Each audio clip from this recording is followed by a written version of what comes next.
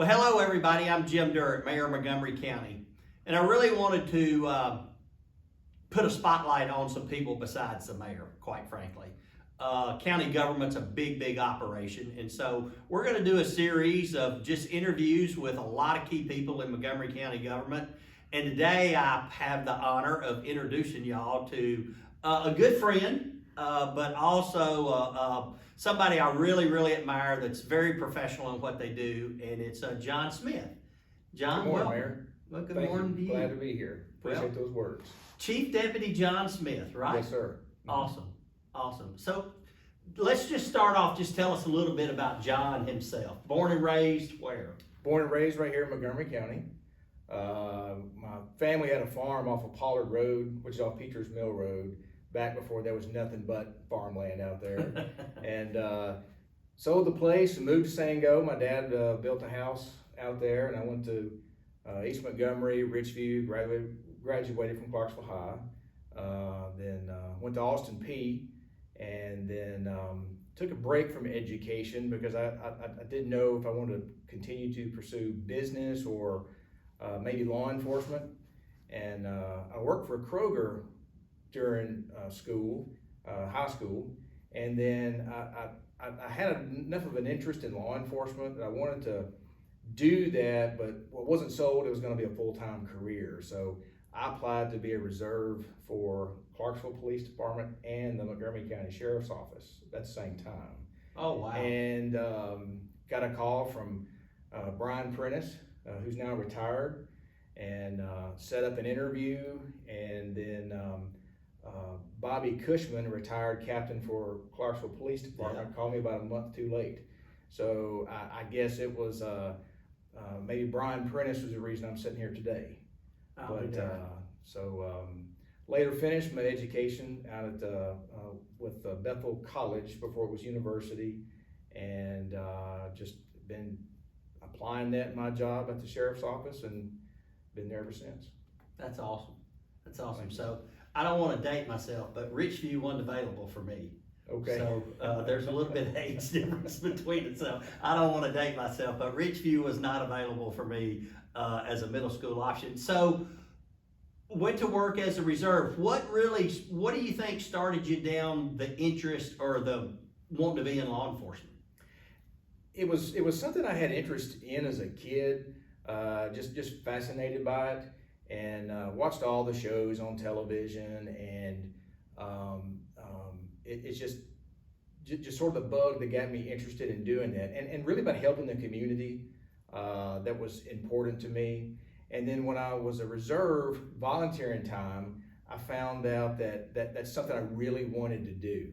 At the time, I was still working for Kroger, but I was working in different areas, Dixon and Bowling Green, Madisonville, Kentucky. And at the time, I was in a store in Nashville. And I missed working at home and, being tied to the community. And so that's what really guided my interest in wanting to do it full time. And I was just lucky enough that there was a retirement that I was reserved for 2 years, and then you probably remember Bob Ott. Yeah, sure worked do. in the sheriff's office. Yeah. He retired. That opened up something for me. And He went on. Didn't he go on to be in TWRA or a game ward or something like that? Yes, TWRA. They employ a lot of part-time police officers. Okay. And he did that for years. Yeah. So you were reserved for 2 years. Yes, sir. What was the first job you had in the sheriff's office full time? Full-time patrol deputy. Patrol deputy. Yes.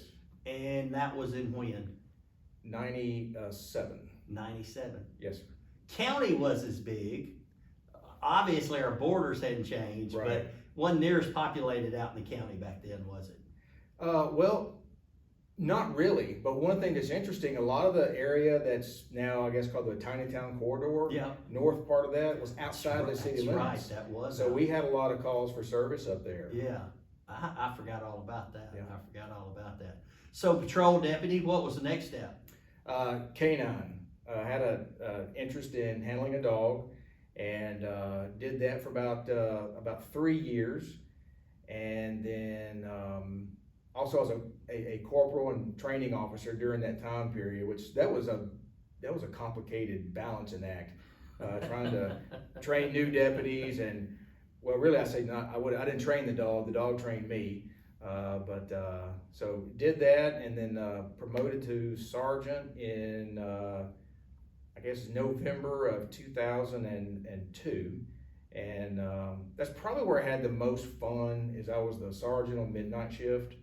And it's just got your own crew of guys, wasn't a lot of traffic on the road, and you were able to, when you went to calls for service, you always had backup with you, and it was just different. And I did that until probably around 2004 or 5. Chief Patterson, Ed Patterson, asked for some help on some projects, and I don't really know how I got selected, but he and I had some conversations, and so I got pulled in off the road to help him with some technology projects, some homeland security projects. That's when the federal government was giving a lot of money to local jurisdictions to basically to respond to 9/11. This after 9/11? Yeah. Yes, sir. Yeah. It's been after 9/11, and there's a lot of performance-based projects and things that he wanted some help on, and pulled me in to do that, and learned a lot. Worked in the office right beside him and Sheriff Norman Lewis, and just learned a lot. It was great role models to be around, and it was a unique experience, but I still missed patrol. And so happened to be a retirement from the patrol division commander, Lieutenant Sandifer. And so Sheriff Lewis allowed me to go back to patrol, and I was a patrol lieutenant from about 2007 or 2008 until 2012. And that's where I had a big jump. We unfortunately lost Sheriff Lewis to cancer, and Chief Patterson had been wanting to retire for a couple of years, but then Sheriff Lewis got sick. He sort of held on, and then I was honored that Sheriff Lewis appointed me to Chief Deputy in October 2012, and that was just about a month before he passed away. Wow. And so you talk about a lonely feeling to advance like that, and people that were mentors were not there anymore. Yeah. And so, but there's such a great group of people that were there at the sheriff's office: Doug Tackett, John Bryant, Mike Bowers. I mean, people, Galen Hodges, people that had been around a long time, seasoned people, had a lot of support there. And then just blessed that Sheriff Fuson and we always had a great working relationship. We'd always seem to work around each other a lot in patrol and different activities. So Sheriff actually worked in the sheriff's department quite a while before he became sheriff. Yes, he did. Yeah, he worked for probably just a couple of years less than I have been there. Yeah. And so we always had to work together. So he wanted me to retain me as his chief deputy, and we've just got that great working relationship, and I think there's a mutual respect that we've always had, and that's just made things a lot easier and smoother as we've moved forward.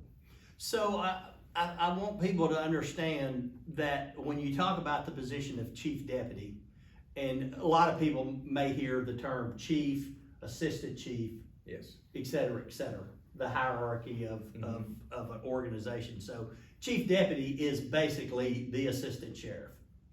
Yes. For lack of a better words. Correct. It's a top appointed position for any official. Right. The constitutional officers all can appoint chief deputies. Awesome. So I got a question and I want everybody to know I was fair to all these folks that we're going to be doing this with. And I sent them a list of questions, but I've got some that I want to ask them as well. And so I've got a couple of questions I want to ask you, but just tell everybody what a typical day in the life of John Smith, Chief Deputy for the Montgomery County Sheriff's Department, looks like. Well, there's probably busy. no typical days. Some things are typical, but they're all busy. It usually starts at home because the sheriff's office is 24/7 operation.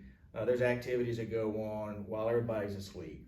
And so in the mornings, first thing I do is go to my phone, look at emails. We do pass-ons of major incidents, critical incidents that occurred over the night. So I need to look at them to see what may need to be prepared for the next day. A lot of things we do have immediate impact, and they will usually get type of responses. So I just need to get a pulse of what's happened overnight, and then always read the news. There's so many things in the news that involve law enforcement, even though it's in other areas of the country, it'll somehow come around here in conversation, meeting people on the street.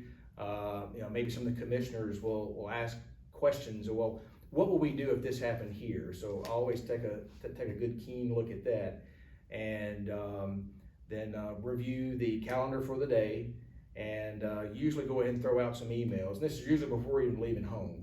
And then once at the office, usually touch base with all the key people. We've got 2 assistant chiefs in operation. One is on the law enforcement side, the other one's over the detention side as a jail administrator. What are those major activities, anything hot, anything that we need to know about? And then usually just jumps into different parts of the day. A lot of it's based off the calendar, what's going on, what meetings are occurring, is it a county commission meeting night? Do I have other committee meetings that I need to prepare for, get some information from? Then there are a lot of just routine handling of business things that we do. Got a large budget, as you know, but we have a formal process to review purchase requests, anything of that nature. We've got a lot of projects going on too. Do some projects in the jail, and hopefully a communications project coming up soon, things out at the PSTC. So there's always a lot of balls moving. So I spend a lot of my time just talking to people, coaching and mentoring, and then there's some mundane activities such as budget reviews, signing PAFs, personal action forms, and just those daily things that keeps the train moving. Yeah. I think one of the key things that you said in your role, and I've seen it since 2014, is even though you're a cop, for lack of a better word, and I don't like to call cops cop, even though you're an officer in the sheriff's department, mm-hmm. You carry just so many different roles, because you talked about accounting, you talked about budgeting, you talked about employee issues, you talked about technology issues. I don't think people realize this, all the things that really your job encompasses, because I can pick up the phone or shoot you a text and ask you, hey, I just passed 3 deputies running, with lights on, sirens, going somewhere, what's up? And you text me back, it was an accident or whatever. Right. I call you, I sign a PAF, a personal action form, and right. I'm like, well, I don't understand this. I call you, what's this about? You know the answer to it. Dealing with 911 and all the technologies that go in from a communication standpoint. I call you about that. I know even when 911 3 years ago put in the new CAD, mm-hmm. You kind of were part of the team that led that charge to bring in all this new software. So I think what I'm really trying to say to everybody out there is this guy wears all kinds of hats. I mean, all kinds of hats. And I just admire for what you do. But you were talking about a typical day. Yes, sir. So here's one you don't know I'm going to ask you. Okay. Kirby Wallace. Yes. The unfortunate circumstances that surrounded what he did in our community and in adjoining communities. And I don't want to get in the details or anything, but talk about the logistics and I don't know, maybe the challenges, because there were multi-jurisdictions that were coming in to help in this manhunt. Correct. And y'all led it all. I mean, y'all were the point. So talk about some of the, or not the problems, but some of the challenges with that. Well, first of all, where he did a lot of his crime and then eventually crashed his car, went on foot, it's a very rural area of the county. And so, and it's it's still an area of the county where most people probably didn't lock their doors at night. and where everybody knows everybody. And so there was this immediate sense of not only do we want to catch him, but we got to let folks know what's going on. And we had communication issues out there because it's just a sparsely populated area, and in multi-jurisdiction. The Clarksville Police Department also responded very quickly at our request. Stewart County Sheriff's Office, because they had an active scene from that previous weekend. Right. And so there's already a lot of assets down there.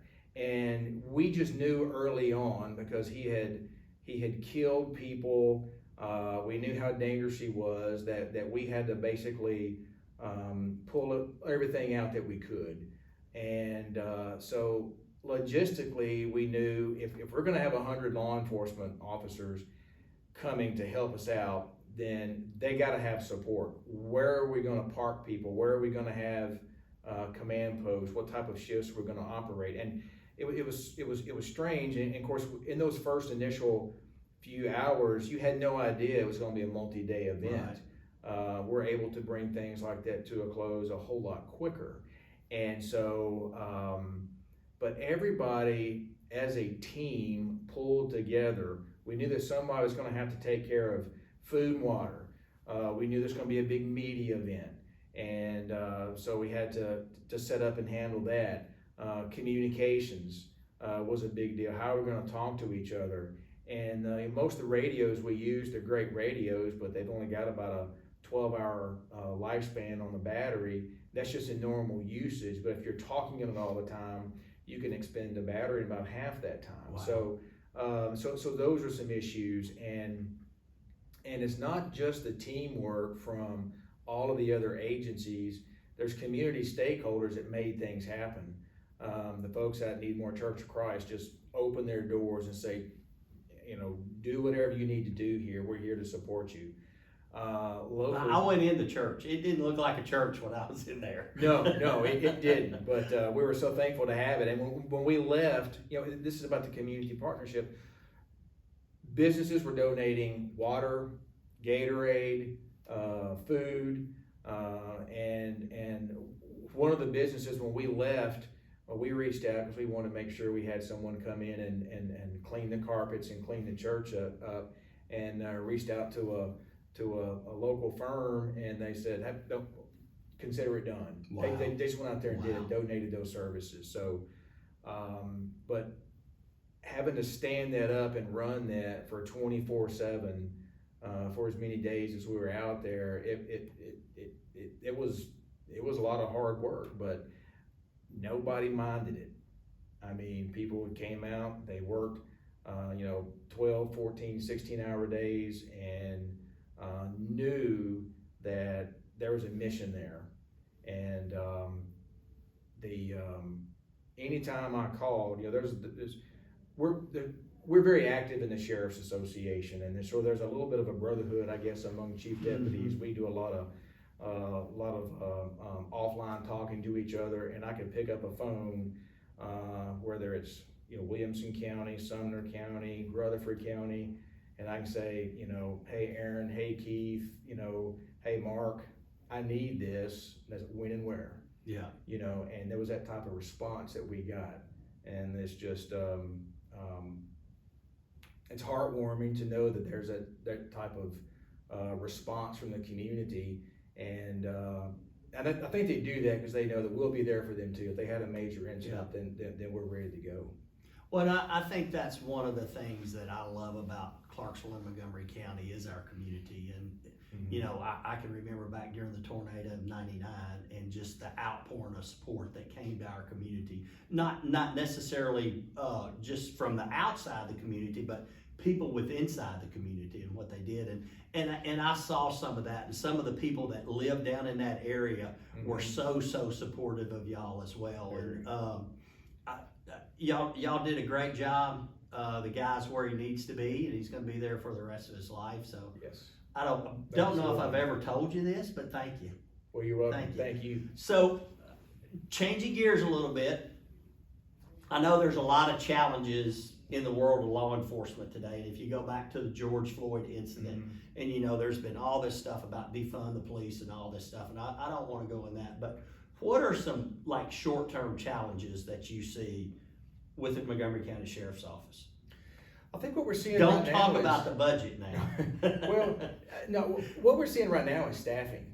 That is such a big challenge right now, and I think a lot of it has to do with the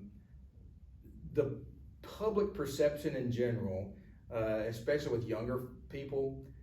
They're really impacted by things, say surrounding the George Floyd incident, and not here in this community, but when you turn the news on and you see what's going on in other communities, it's just not popular to be law enforcement. So we just don't see that applicant flow, and I think people get burnt out in the profession quicker than they used to. We have a lot of people that come in that want to stay a year or two, maybe 3 years, and they'll want to leave for a better quality of life. Right. But we're working on addressing those things, but I think staffing is our biggest thing, because all the work we have to do, we can't do it without people, and that's Technology will only take you so far, won't it? You got to have boots on the ground. Absolutely. You know, we look at every problem to see if there's a way we can fix it without throwing people at it to do something with it. And but there's so much that we do in the jail and in the courts and out on the road. There has to be somebody standing at post, and it's got to be the right somebody. And you know, whether it's the jail or courts, or you know, when somebody calls 911, they have to have somebody respond. Yeah. And so that's the big challenge. And of course, there's the weight, the psychological weight that the pandemic has placed everybody, because you know, we've come out of 24 months of worry. You worry about ourselves. You know, what happens if we get the virus, and you know, are we going to take it home to our parents, children, family? You know, what's that going to look like? What's the future hold? And I know a lot of people really worried about that, because there was just a lot of uncertainty and unknown.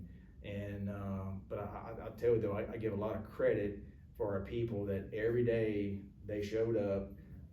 They didn't like wearing the mask, but they needed to. And, right. And you know, during that uncertain time period, when you approach somebody, you can see them wanting to put the mask on, because they just didn't know. Yeah. But you know, back to those challenges, I think that, you know, it's kind of a, you know, staffing is short term because it's happening right now and we feel the crunch.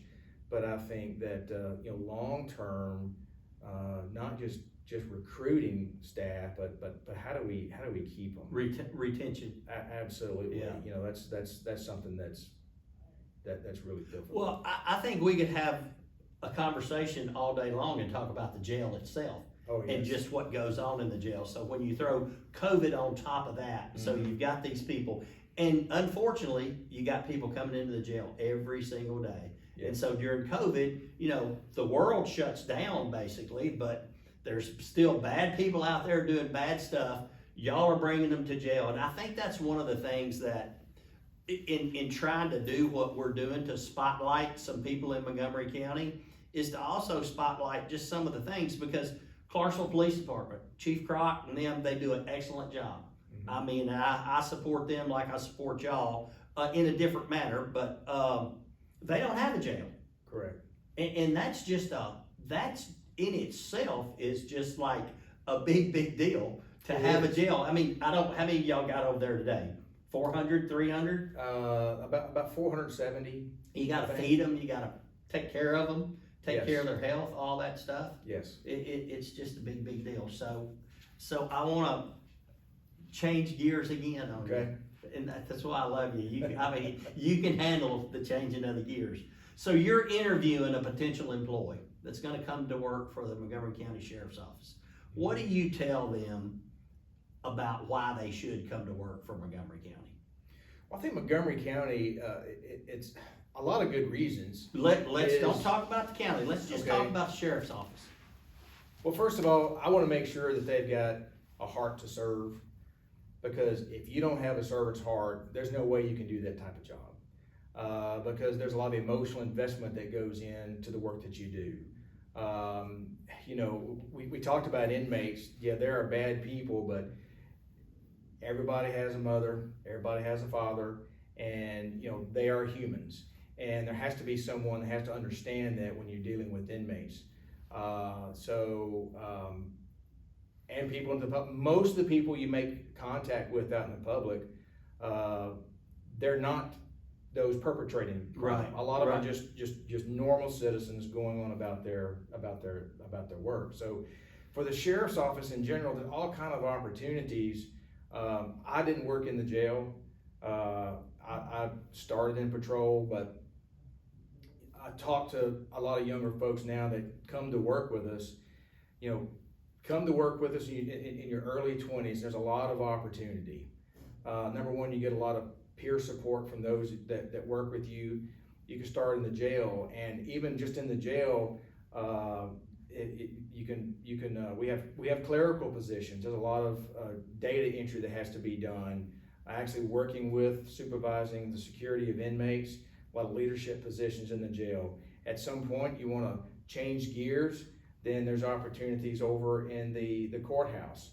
You know, the sheriff is responsible for maintaining security inside the courtrooms. That's done by deputies in the courtrooms, and you know, deputies securing the front entrance of the court. So that's a different level of work. Field law enforcement is another opportunity.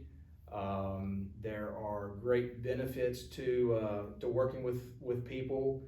You know, putting people in jail before they even have the opportunity to further victimize people. So there's just a lot of that, and special programs we have that I think are fantastic, like the school resource officer program.